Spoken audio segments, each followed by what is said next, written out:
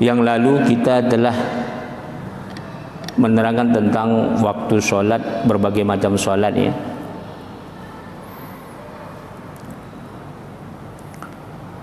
Termasuk yang terakhir kita membahas tentang masalah qadha sholat. Ini kita ulang sedikit ya. Pertanyaan yang lalu itu tentang qadha sholat.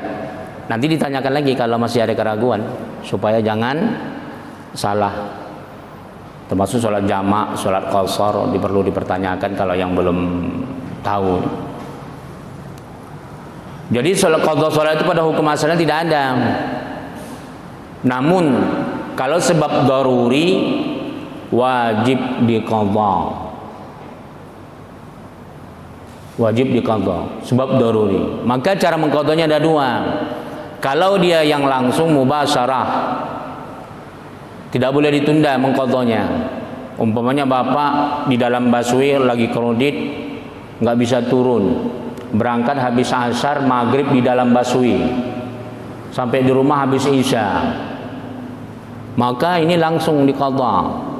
Maghrib yang ditinggalkan, isya yang ditinggalkan. Ini pendapat jumhur ulama ya. Jadi peristiwa perang Khandaq, hadis mengenai Rasulullah sallallahu alaihi wasallam tentang mengqadha zuhur, asar dan maghrib itu disepakati oleh mazhab Imam Hanafi, Imam Maliki, Imam Syafi'i dan Imam Ahmad bin Hanbal. Jadi wajib diqadha mubasyarah, langsung. Tidak boleh tunda-tunda. Mana tahu bapak umpamanya di jalan kredit, sampai di rumah letih, nantilah besok aja diqadha, itu nggak boleh, berdosa. Berbeda kalau mengqadha sebab maksiat yang lampau. Mungkin dulu bapak belum taubat di masa mudanya. Berapa tahun bapak meninggalkan salat? Setahun, 2 tahun, 3 tahun, 10 tahun. Maka ini qadhanya boleh kapan saja. Zuhur waktu zuhur, zuhur waktu asar, zuhur waktu isya, isya waktu zuhur, subuh waktu maghrib, subuh waktu zuhur. Terserah. Ini sepakat. Kecuali Ibnu Taimiyah. Beliau mengatakan tidak ada qadha. Tapi meskipun beliau mengatakan tidak ada qadha sholat, tetap memikul dosa besar. Itu pertama. Yang kedua wajib taubat. Yang ketiga wajib memperbanyak sholat sunnah.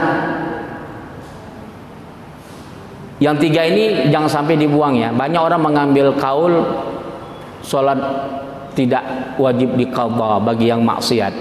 Tapi yang tiga ini dibuang, salah total. Lantas bagaimana yang kuat? Pendapat mana yang kuat? Ya jumhur ulama. Ibnu Taimiyah itu pengikut daripada mazhab Ahmad bin Hanbal. Iya. Jadi tidak boleh dipakai pendapat Ibnu Taimiyah kalau untuk perkara ini mengqadha salat. Mana lebih kuat pendapat mazhab Imam Hanafi, Imam Maliki, Imam Syafi'i dan Imam Ahmad bin Hanbal ketimbang Ibnu Taimiyah? Oh, jauhlah seujung kuku ya. Artinya kalau Ibnu Taimiyah itu belum dikatakan dia seorang mujtahid mutlak sebagaimana 4 mazhab yang mu'tabar. Dan beliau sendiri pun mengakui dirinya adalah pengikut mazhab Ahmad bin Hanbal ya. Makanya Ibnu Taimiyah disebut syekh, bergelar syekh artinya adalah syekh bermazhab sebagai marja mazhab Ahmad bin Hanbal. Ada 3 syekh di kalangan mazhab Ahmad bin Hanbal. Yang pertama Syaikhain, disebut 2 syekh, yaitu Ibnu Qudamah Al-Maqdisi dan Ibnu Qudamah. Jadi ini sama namanya antara paman dan kemanakan. Yang menyusun kitab Al-Mughni wa Syarhul Kabir 11 jilid, Pak. Ini saya ajarkan dulu hampir setiap hari. Fikih kitab perbandingan mazhab. Hampir setiap hari saya ajarkan di Mushola Ziyaratul Imam. Ada salah seorang jemaah sini yang rutin ke sana. Ini Syaikhain. Dan jarak antara Syaikhain dengan Ibnu Taimiyah itu hampir 100 tahun. Kenapa bisa berbeda? Itu dia. Lantas sekarang ini pendapat pengikut daripada mazhab Ahmad bin Hambal lebih condong kepada Ibnu Taimiyah, bukan kepada yang Syaikhain. Padahal Ibnu Taimiyah sendiri mengerti fikih dari As-Syaikhain ini. Nah itu dia. Jadi berbeda kalau pendapat Imam Syafi'i, ada kaul qadim, ada kaul jadid. Kalau kaul qadimnya itu adalah di Baghdad, kaul jadid pendapat dia yang baru itu di Mesir. Itu sepakat pengikut Syafi'iyah, tidak ada terjadi perbedaan pendapat. Artinya tidak sampai memperuncing perbedaan pendapat masalah fikih. Tidak terjadi konflik di kalangan pengikutnya. Begitu juga Abu Hanifah. Imam Abu Hanifah pendapatnya itu berbeda dengan pengikutnya. Kita katakanlah Muhammad. Begitu juga pendapat para ulama mazhab pengikut daripada Hanafiyah. Makanya Imam Hanafi dengan Al-Hanafiyah beda. Kalau Al-Hanafiyah adalah pengikut daripada mazhab Imam Ahmad. Contoh, di mana yang berbedanya, yang lebih krusial. Tapi mereka tidak memperuncing perbedaan pendapat itu di tengah-tengah umat. Apa itu? Kalau menurut Imam Hanafi, wanita boleh menikahkan dirinya tanpa wali. Tapi pengikut Imam Hanafi tidak boleh, tidak sah, batil. Nah itu dia. Jadi jangan sampai ada orang berani mencoba-coba mengambil pendapat Imam Hanafi. Dulu pernah ada Pak, nggak usah saya sebut, kiainya terkenal, nikah di hotel tanpa wali. Bapak ingat nggak? Mungkin orang-orang tua kami ingat ini. Kalau orang-orang tua kami di sini yang tua-tua insya Allah ingat itu. Terkenal kan? Terkenal sekali kiainya, penceramahnya. Dulu dia penceramah di radio sangat terkenal. Sempat dia berani mengambil kaul ini. Akhirnya minta maaf sama kiai-kiai, menangis. Nah, itu. Jadi kenapa? Salah tarjih. Salah. Jadi nggak sembarangan kita mengambil sebuah pendapat kalau tidak mengerti ilmu usul fikih. Tidak lemah kita daripada ilmu fikih, ilmu daripada kawaid fikih. Tidak boleh sembarangan sementang pendapat itu ada di kalangan mazhab kita ambil semua, nggak boleh. Mesti ada ulama yang bisa mentarjihnya. Apa yang dikatakan tarjih? Taqwiyatu ahadud dalilain liya'malam bih, yaitu mengambil dua dalil mana yang lebih kuat untuk dilamalkan. Contoh, ada pendapat Imam Syafi'i yang nggak boleh kita pegang sampai kiamat. Kata Imam Syafi'i, anak zina ayahnya boleh menikahinya. Bapak mau berani nggak? Anak zina, anak yang hamil di luar nikah, yang dizinahin oleh laki-laki, lahir anak perempuan. Perempuan ini udah besar, dinikahi sama ayahnya, itu menurut Imam Syafi'i boleh. Silakan nanti buka dalam kitab Bidayatul Mujtahid Ibnu Rushd, gitu juga kitab-kitab Syafi'i lainnya. Tapi pendapat Syafi'iyah, pendapat daripada pengikut Imam Syafi'i ditarjih ala Imam Nawawi dan Imam Ramli, tak boleh. Ya. Nah, itu dia. Jadi harus hati-hati. Disinilah pentingnya kita mengikuti ulama yang faqih, ahli fikih. Makanya kalau di Timur Tengah itu ada Darul Ifta yang ahli fatwa, mufti. Tapi kalau di Indonesia tidak ada mufti, yang ada komisi fatwa, ya. Makanya kita harus berunjuk kepada komisi fatwa. Tahu-tahu kita sekarang tercoreng, komisi fatwa kita disusupin teroris semua kan. Itu teman saya, sebenarnya bukan teroris, Pak. Yakin saya. Itu teman saya itu dari Mesir. S1-nya di Madinah, S2, S3 di Mesir, jurusan syariah. Mungkin kayaknya beliau terjebak itu aja. dan memang beliau keras ya, berbeda aliran dengan saya, itu saja. Tapi itu teman saya dekat, makanya itu sebenarnya dia bukan, mungkin terjebak karena beliau itu diangkat sebagai pimpinan kebetulan tamatan Nguruki. Tapi yang pesantren Nguruki ini kan punya latar belakang sejarah pahit ya di negara ini. Jadi akhirnya kemudian beliau juga. Jadi saya mau menasihati teman-teman saya yang beraliran Wahabi, jangan berpolitik. Pemikiran Wahabi silahkan, tapi jangan berpolitik, berbahaya. Beliau nggak mau. Beliau terus di mana-mana ngajar kitab gini, larinya ke politik. Sementara pemahaman agamanya pun keras, apalagi kalau berbicara politik. Akhirnya mungkin beliau diperangkap. Beliau ketua daripada organisasi termasuk foundation yang suka memberi bantuan, mengumpulkan zakat gitu kan. Kebetulan beberapa bulan yang lalu tertangkap orang yang pernah dibantunya, tertangkap ngaku teroris ya kan. Jadi dikaitkanlah beliau. Tapi kalau yang dua saya nggak tahu. Si siapa namanya? Uqbah siapa? Itu saya nggak kenal. Tapi kalau Zain An-Najah itu saya kenal betul. Nggak yakin saya beliau itu karena orang Al-Azharus Syarif, insya Allah sekeras-kerasnya orang Al-Azhar ya memang pernah ada Dr. Abdurrahman, pernah ada yang mendirikan Jamaah Islamiyah di Amerika, di Mesir, tapi dia lari ke Amerika. Tapi itu saya kira ya perjalanan panjang yang tidak bisa dikaitkan. Apalagi budaya Indonesia, saya kira kalau sudah tamatan dari Kairo, terutama Al-Azharus Syarif, kita yakin insya Allah tidak akan mungkin pemikiran seperti itu. Mau terjebak mau berpikir untuk membunuh, apalagi masuk dalam lingkaran teroris. Jadi karena memang terjebak saja. Jadi ketika pemikiran Wahabi Salafi ini masuk dalam politik, ini berbahaya.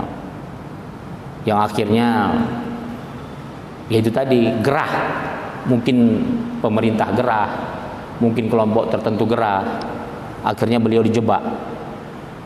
Cara menjebaknya kan nggak mungkin ditangkap langsung kan, ketika ceramah begini, nggak mungkin kan. Ya caranya begitu, menyusup, meminta bantuan, dikasih bantuan. Akhirnya yang meminta bantuan ini ternyata teroris begitu. Jadi ibaratnya gini, Bapak bisa saya jebak jadi bandar narkoba, bisa. Karena saya mempelajari intelijen di Timur Tengah. Bapak orang baik, bisa saya jebak jadi bandar narkoba tanpa Bapak sadari. Saya cari siapa yang paling dekat dengan Bapak, istri atau anak. Nanti kalau istri, saya suruh wanita yang paling dekat sama istri Bapak.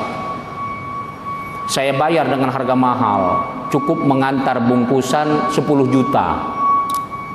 Tapi jangan dibuka isinya, melalui istri Bapak. Istri Bapak nyuruh Bapak. Dan itu berlangsung beberapa kali. Ketika transaksi itu tercatat dan ada saksi semuanya, ketika dipertanggungjawabkan, saya mau tanya, Bapak bisa ngelak nggak? Ternyata yang bungkusan yang Bapak kirim itu harganya 10 juta, dalamnya heroin. Gampang jebak Bapak ya. Atau ketika istri Bapak saya jebak nggak bisa, anak, mungkin saya cari anak yang Bapak sayangi, saya kasih 15 juta, cukup mengantar sepeda. Siapa sih nggak mau ngantar sepeda dari sini ke Cijantung 15 juta? Mau nggak Bapak? Mau ya? Udah. Dalam sepeda itu setiap batangan besi saya isi heroin. Bapak mengantarnya beberapa kali dan itu dicatat. Semua saksi transaksi itu terjadi dan itu dicatat, dibuktikan. Besok Bapak ditangkap sama badan narkoba. Bapak bisa ngelak lagi nggak? Nggak bisa, karena sudah ada bukti. Bapak transaksi mengantar sepeda, apapun alasannya, tapi transaksi itu sudah ada buktinya. Apalagi saat masalah teroris, gampang, paling gampang jebaknya. Karena rata-rata kalau teroris agama ini kan orang bisa datang bermuka susah mengatasnamakan agama. Bapak kalau ada orang yang datang ke rumah minta tolong atau ke masjid ini dengan alasan agama, pasti Bapak akan tolong, ya kan? Apalagi umpamanya orang itu dikenal dan sebagainya. Jadi saya kira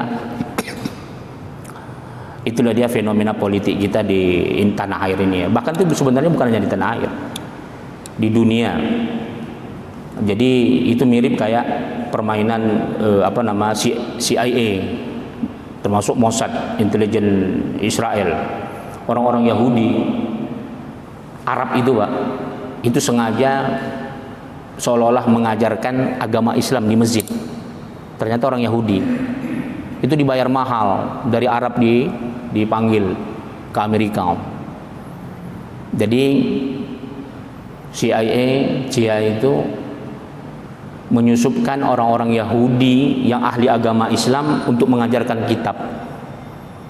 Ya orang percaya semua kan. Ternyata apa?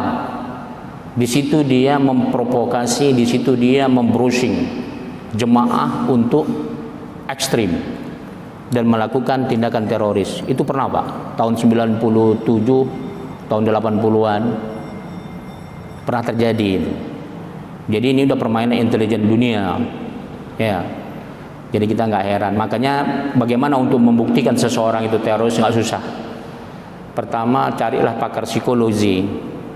Dari pakar psikologi itu kita akan bisa mengetahui seseorang itu teroris enggak, walaupun dia mungkin ekstrim ya cara berpikirnya. Kita katakan teman-teman kita Wahabi, Salafi itu ekstrim cara berpikir, apalagi kalau sudah masuk ranah politik. Makanya mayoritas di Indonesia teman-teman kita Wahabi, Salafi ini mereka tidak mau berpolitik, tidak mau mereka. Bagus, seperti itulah dia untuk supaya selamat. Jadi mudah-mudahan kita Allah lindungi daripada permainan-permainan. Wa makarus syai', kata Allah. Wa makarus syai', orang yang licik, yang melakukan keburukan, kebusukan. La yahiqu makru syai' illa bi ahli. Tidak akan hancur kelicikan, kebusukan yang kita buat kecuali kita sendiri nanti menghancurkan diri kita. Walan tajida li sunnati tabdila walan tajida li sunnati la tahwila. Selamanya kata Allah, tidak akan pernah kugeser, tak pernah kuganti dan tak pernah kugeser. Orang yang berani melakukan kelicikan, kebusukan, pasti akan Allah timpakan dia hancur karena kelicikannya. Itu dia. Wah, udah lari kita ini. Jadi qada salat itu tadi ya, kita kembali kepada qada salat. Pendapat jumhur ulama ya yang harus dipakai. Jangan pendapat Ibnu Taimiyah, nggak boleh. Karena Ibnu Taimiyah itu pertama dia bukan mazhab, yang kedua beliau itu pengikut mazhab Ahmad bin Hambal. Ya. Jadi harus mengikut daripada mayoritas ulama. Itu dia. Wa an Abi Hurairah radhiyallahu anhu qala qala Rasulullah sallallahu alaihi wasallam idza stadda al-har fa abridu bisalam ay as-salatu zuhur fa inna siddatal har min fiha jahannam muttafaqun alaih. Ini hadis diriwayatkan oleh Imam Bukhari dan Imam Muslim. Kata Rasulullah sallallahu alaihi wasallam yang bersumber daripada Abu Hurairah, apabila terjadi cuaca yang sangat panas, maka kamu boleh menunda salat. Tunggu fabridu, tunggu dulu dingin. Ya mungkin kalau di Indonesia kita nggak pernah ngalami Pak ya musim panas yang bersangatan di atas 40 derajat. Kalau di Arab ini kalau di Arab sekarang ini mulai musim dingin ya. Apalagi nanti di akhir bulan 12 puncak-puncaknya musim dingin. Kalau udah musim panas Pak, waduh. Itu ya kita luar biasa ya. Mungkin Bapak kalau yang pernah umroh, pernah haji tahulah kayak mana panasnya di Mekah. Marmar yang mahal itu Mungkin kalau di sini marmarnya itu Masjidil Haram itu 15 juta, 20 juta satu lembar. Bahkan lebih mungkin. Mungkin 30 jutaan kali per meter. Enggak mempan, Pak. Panas matahari itu supaya dingin, enggak mempan. Jangan coba-coba Bapak enggak pakai sendal ketika terik matahari memijak marmar Masjidil Haram, ya. Bisa melepuh kaki. Makanya kata Rasulullah sallallahu alaihi wasallam, kamu boleh tunggu dingin dulu. Jadi meskipun sudah dikumandangkan azan, nggak apa-apa, tunggu dulu. Apalagi waktu zuhur panjang. Apa fa'abridu bis salah, maka kamu boleh nunggu dingin untuk melakukan salat. Apa kata Rasulullah? Fa inna syiddatal har min fiha jahannam, karena panasnya matahari itu di antara panasnya telaga jahanam, di antara panasnya, tapi bukan berarti seperti itu panas neraka jahanam, enggak. Artinya di antara serpihan-serpihan panasnya neraka jahanam. Jadi kalau membayangkan neraka jahanam itu, Bapak pernah lihat gunung meletus, laharnya itu, Pak? Itu baru panas dunia itu. Coba Bapak bayangkan lahar yang lagi menggelegak, seandainya kita kecemplung di situ, kira-kira gimana ya? Itu baru dunia itu kan. Bagaimana di akhirat nanti, ya Allah, na'udzubillah. Nggak usahkan kita kecemplung ke lahar gunung Merapi yang lagi meletus, kita sakit aja pun nggak tahan merasakannya, ya. Apalagi kemarin Covid, na'udzubillah. Mudah-mudahan Allah angkat. Ilahan rabban nas biyadika syifa la kasyifa lau illa anta. Mudah-mudahan tak ada yang mampu mengobati berbagai macam penyakit kecuali Allah, hanya Engkau ya Tuhan. Ya, ini betul-betul cobaan yang paling berat untuk umat seluruh dunia, supaya insaf siapa Tuhannya. Karena memang seberat apapun bala cobaan yang Allah berikan kepada kita, kata Rasulullah, itu nanti menjadi saksi. Makanya sebagian ulama, kalau ketika kita ditimpa musibah seperti Covid, nggak perlu minta supaya Allah hilangkan, sabar sajalah. Nanti akan menjadi saksi di akhirat kesabaran kita itu.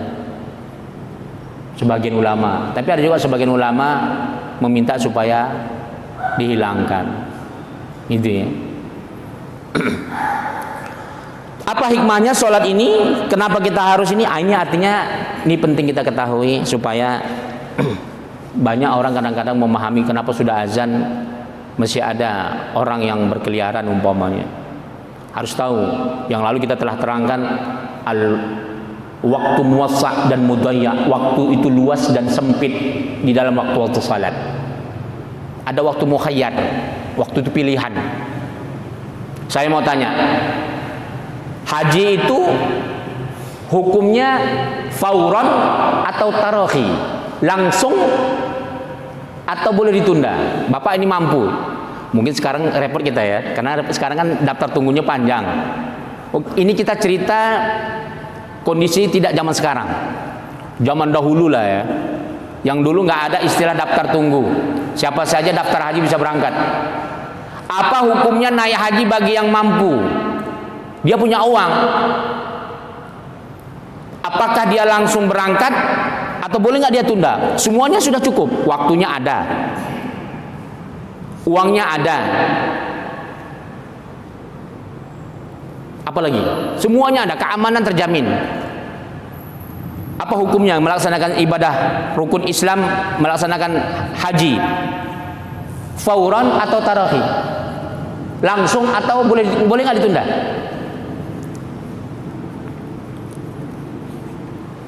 Nah, disinilah para ulama memberikan kaidah-kaidah. Ada yang mengatakan faur, ada yang mengatakan tarahi. Semuanya itu ada dalilnya. Ada yang mengatakan harus langsung. Nanti dikhawatirkan kita nggak tahu kapan kita mati. Kita tunda-tunda tak tahu mati. maka berdosalah kita, kata satu pendapat. Tapi Imam Syafi'i mengatakan tidak. Tarakhi, boleh pilih, boleh kapan saja. Karena Rasulullah Sallallahu Alaihi Wasallam melaksanakan haji nggak langsung. Meskipun mungkin dulu alasannya banyak ya, mungkin sebab perang, mungkin sebab dakwah. Tapi memang ada juga sebab kekosongan. Dulu kewajiban haji Allah turunkan pada tahun 5 Hijriah. Tapi Rasulullah Sallallahu Alaihi Wasallam naik haji pada tahun 11 Hijriah ya kan, ketika Rasulullah mau meninggal. Makanya Rasulullah Sallallahu Alaihi Wasallam haji sekali, sementara umatnya banyak sekarang berkali-kali haji. Jadi sekarang ini jangan bikin KTP haji, karena kalau udah KTP-nya haji, daftar haji nggak terima lagi. Ya. Yeah. Makanya di KTP saya Pak nggak ada hajinya. Jadi kalau saya daftar insya Allah diterima. Kemudian saya kan hajinya dari Mesir, bukan dari Indonesia. Iya. Kalau Bapak nanti bikin haji nggak bisa haji lagi. Karena sekarang ini daftar tunggu mengerikan. Jakarta saja mungkin 7 tahun lebih ya. Di Sulawesi Pak bahkan sampai 30 tahun lebih. Gila itu. Mengerikan itu. Jadi orang itu daftar baru lahir langsung daftar haji. Baru lahir langsung daftar haji. Jadi nanti dari lahir dia sudah daftar, umur 30 baru dapat dia bisa berangkat. Nah itu dia. Apa hubungannya dengan salat? Nah, waktu salat begitu juga. Zuhur ini bisa dia mukhayyar, kita pilih, tarakhi, kita tunda waktunya. Tapi dengan sebab. Jangan sampai kita gara-gara nonton bola atau main bola ya. Tunggulah main bola dulu gitu. Tapi kalau kita umpamanya ada urusan yang sangat mendesak, yang sangat penting, maka boleh kita menunda. Bahkan di sini Rasulullah Shallallahu Alaihi Wasallam dalam hadis sahih, sebab panas boleh kita tunda ya. Mana tahu Bapak tiba-tiba azan, bangun kumat encoknya kan, penyakit kumat.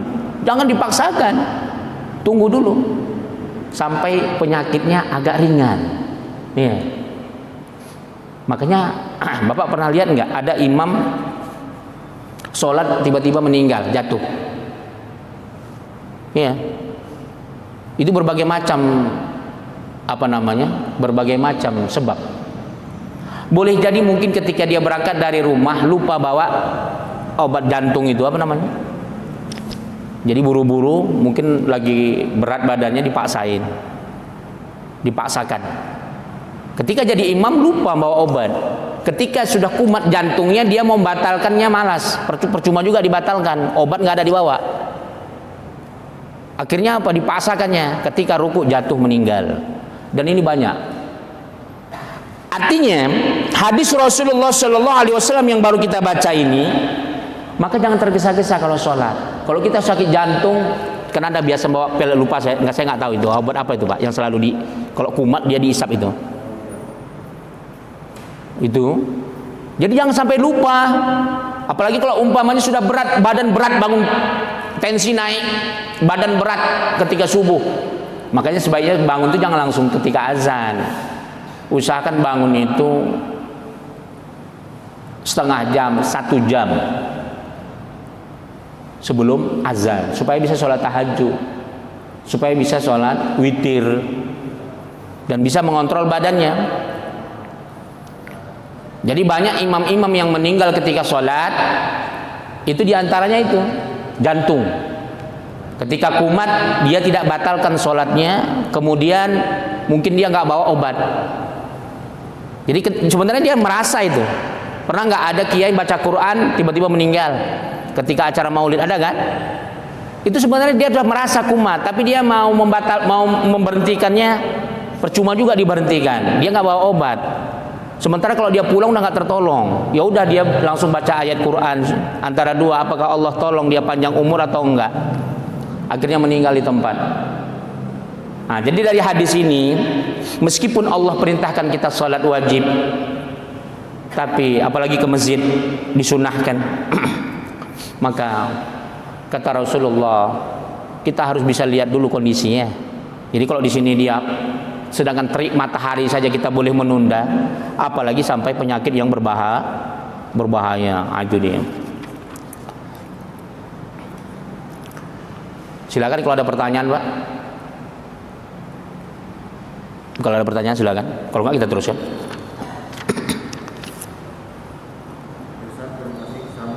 Salam. Sebenarnya dalam pelaksanaan kodok itu dalam satu waktu boleh nggak mengkodok beberapa waktu sholat, misalnya dalam waktu isya, karena waktu sambil menunggu waktu isya misalnya saya bisa mengkodok sholat maghrib, sholat isya, atau misalnya sholat yang lainnya dalam satu waktu itu gitu, boleh nggak Ustaz? Pagi ini. Iya itu ya. Alhamdulillah. Allahumma shalli ala sayyidina Muhammad. Jadi kalau kita mengqadha yang lalu ya, tapi bukan yang langsung ya. Boleh. Apalagi umpamanya Ramadannya kan tarawih. Ya udah, Bapak qadha saja berapa tahun Bapak enggak sholat subuh. 1 tahun, Bapak hitung aja sendiri kan. Kalau 1 tahun, kalau 50 tahun gimana itu? Maka niatkanlah untuk mengqadha. Kalau kita sudah azam dalam taubat, azam, baru 1 hari kita mengqadha, ya Allah, aku berazam taubatun nasuha atas dosa-dosaku, terutama dosa besar. Di antaranya apa? Salat, meninggalkan salat. Ketika dia baru 1 kali salat meninggal, insya Allah cabut dosa-dosanya. Itu penting azam, penting kita taubat segera, jangan tunda-tunda. Jadi bisa menjelang maghrib dengan isya, meskipun disunahkan kita sholat awabin ya. Tapi kalau kita masih banyak meninggalkan sholat wajib, jangan sholat awabin dulu. Makanya sholat awabin itu ulama saja yang ngerjakannya, dan itu pun nggak sunat muakkad, sunat saja. Ya. Sunat awabin itu kata Rasulullah bainal maghrib wal isya. Boleh dikerjakan 2 rakaat, boleh dikerjakan maksimal 22 rakaat atau 6 rakaat kata Rasulullah minimal. 6 rakaat kata Rasulullah, kita kerjakan sholat awabin sama dengan pahalanya seperti 12 rakaat. Berarti kalau 2 rakaat sama dengan 4 rakaat. Gunanya apa? Sholat itu antara maghrib dengan isya, kecuali kalau kita taklim ya. Maksudnya kalau yang bukan, kalau nggak ada taklim, daripada menghayal, menggosip, sholat aja terus 2 rakaat sampai isya. Sholat awabin. Gunanya apa? Ketika sakratul maut, mudah-mudahan Allah ringankan kita. Kemudian orang yang banyak utangnya, mudah-mudahan Allah berikan kemudahan untuk membayarnya. Kalau dia banyak penyakit, insya Allah mudah-mudahan penyakitnya Allah ringankan, Allah sembuhkan. Kemudian anak dan istri yang dia tinggalkan di rumah itu penuh dengan keberkahan. Jadi sholat itu luar biasa, Pak. Martabat doa yang paling tinggi itu ketika sholat, terutama sholat wajib. Setelah itu baru sholat. Apa martabat sholat setelah sholat wajib? Sholat tahajud, sholat witir, dan sunat fajar. Nah ini kebanyakan orang sunat fajar sama dengan qobla subuh, beda Pak. Qobla subuh itu rawatib. Jadi harus dibedakan Bapak, sholat sunat fajar dulu 2 rakaat, sholat sunat fajar rakaatain. Baru setelah itu sholat sunat qobla subuh.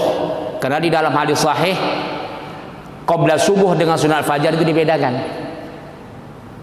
Kalau sholat rawatib Rasulullah nggak pernah suruh kita qadha. Bagi Rasulullah pun sholat rawatib tidak wajib. Tapi sholat tahajud, sholat witir, sholat sunat fajar bagi Rasulullah wajib. Bagi Rasulullah. Jadi banyak yang sunnah sama kita, tapi bagi Rasulullah wajib. Seperti apa? Gosok gigi. Bagi Rasulullah wajib. Bagi kita sunnah.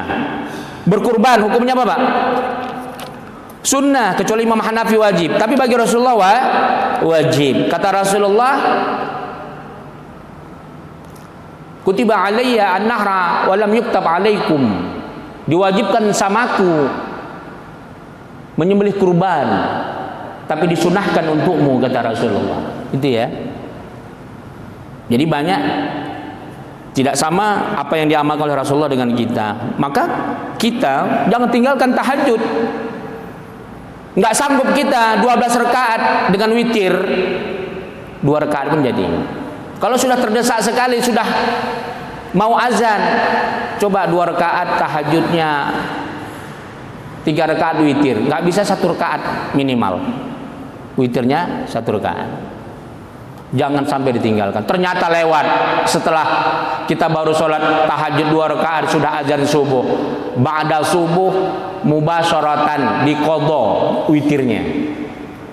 Ini menurut pendapat jumhur ulama, ba'da subuh, setelah sholat subuh boleh sholat sunat, mengqadha sholat sunat yang muakkadah, tapi tidak semua. Apa itu? Sholat tahajud, witir, dan sholat sunat fajar. Hanya ini yang diperbolehkan. Selebihnya ba'da subuh haram. Kecuali Ahmad bin Hanbal mengqadha sholat tahajud, witir, dan sunat fajar ketika sholat duha. Mazhab Ahmad bin Hanbal tidak mau melakukannya ba'da zuhur, ba'da subuh, maaf, ba'da subuh. Karena dia samakan semua sholat sunat itu dilarang ba'da subuh atau ba'da asyar. Tapi jumhur ulama tidak. Imam Hanafi, Imam Malik, Imam Syafi'i membolehkan ba'da subuh, tapi sholat tadi ya, jangan sholat sunat mutlak. Atau sholat tahiyatul masjid boleh. Nah itu dia. Oke, silakan, ada yang lain? Silakan. Wa an Rafi' bin Khudayj qala Rasulullah sallallahu alaihi wasallam asbihu bis-subh wa fi riwayatin asfiru fa innahu a'zamu li ujurikum. Rasulullah sallallahu alaihi wasallam bersabda, maka kamu datangilah subuh itu ya, dengan waktu subuh, bis-subh. Maksudnya apa? Ketika mau melaksanakan sholat subuh ini agak diperlambat. Malah dalam satu teks yang lain malah hampir keluar bayang-bayang merah kekuningan. Artinya matahari hampir keluar tapi belum. Fa inna a'zamu li ujurikum, maka sesungguhnya itu katanya sangat agung, Allah memberikan ganjaran yang begitu besar. Tapi ini maksudnya sholat jemaah ya. Artinya apa? Wa hadha lafzun Abi Daud wa bihi ihtajat al-Hanafiyyah ala ta'khir al-fajr ila al-isfar wa ujiba anhu bi anna istimraru salatuh sallallahu alaihi wasallam bi ghalasin wa bima akhraja Abu Daud min hadis Anas annahu sallallahu alaihi wasallam asfara bis subh marratan thumma kana salatuhu ba'da bi ghalasin hatta mata. Jadi menurut Imam Hanafi disunahkan memperlambat sholat subuh, tapi dengan syarat memperlambat untuk jemaah. Namun sebagian ulama mengatakan tidak perlu, cukuplah pakai batas waktu timer, maka sesuai dengan waktu timernya dilaksanakan sholat subuh. Kenapa? Karena Rasulullah Shallallahu Alaihi Wasallam di sini dalam sebuah riwayat Abu Daud, Rasulullah itu memperlambat subuh sampai matahari hampir keluar itu baru sekali. Tapi sampai dia meninggal tidak, memang waktunya masih bighalasin, masih gelap. Itu dia ya. Jadi ada dua pendapat. Silahkan kalau jemaahnya banyak sekali yang mau ditunggu boleh ditunda. Tapi kalau di Indonesia kan repot kita ya. Budaya kita sudah azan pun kadang-kadang nunggu qomat nggak datang-datang juga. Percuma juga kita tunggu ya kan. Berbeda kalau di Mesir Pak. Di Arab itu kita sholat subuh itu Pak, azan mesti bisa kita mandi Pak. Saking lama, setengah jam nunggu saja. Tapi memang jemaahnya benar ada. Di Indonesia kita tunggu setengah jam, makin lari orang. Yang sudah datang pulang, yang belum datang ya langsung tidur. Gitu ya. Wallahu taala alam bisawab. Insyaallah akan datang hadis yang berikutnya. Al-Fatihah. A'udzu billahi minasyaitonir rajim. Bismillahirrahmanirrahim. Alhamdulillahirabbil alamin arrahmanir rahim maliki yaumiddin. Iyyaka na'budu wa iyyaka nasta'in ihdinas siratal mustaqim. Siratal ladzina an'amta 'alaihim ghairil maghdubi 'alaihim waladdallin. Amin. A'udzu billahi rajim. Bismillahirrahmanirrahim. Allahumma ij'al hadzal majlis barakatan wa mubarakah wa ba'id 'alaina fitnatan minad dunya wal akhirah walhamdulillahirabbil alamin. Assalamualaikum warahmatullahi wabarakatuh.